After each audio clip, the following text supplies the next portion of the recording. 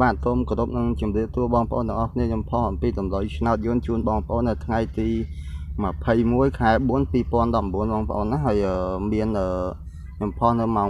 4:46 នាទីហើយម៉ោង 3:40 នាទីជាងនេះខ្ញុំផុសឆ្នោតខ្មែរហ្នឹងចូលខ្ទង់ចិត្ត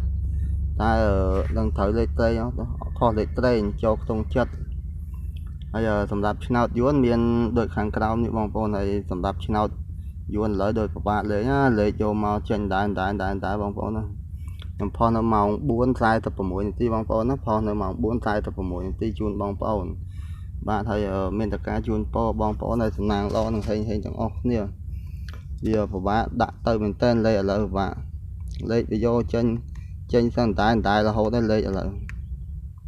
ដឹងជាយ៉ាងម៉េចបាទវាចេញតែបាទហើយមានតការជូនពរបងប្អូនទៅសំណាងល្អនឹងហេងទាំងអស់គ្នាណាសម្រាប់លេខទាំងអស់មកបងប្អូនឆ្លាញ់ទាំងអស់យកចាក់ទាំងអស់បើអត់ឆ្លាញ់ទេបងប្អូនទៅហើយណាទៅក្របណាបងប្អូនយកចាក់ចុះហើយតែចំពោះឡូខ្ញុំសូមបញ្ជាក់ឡូ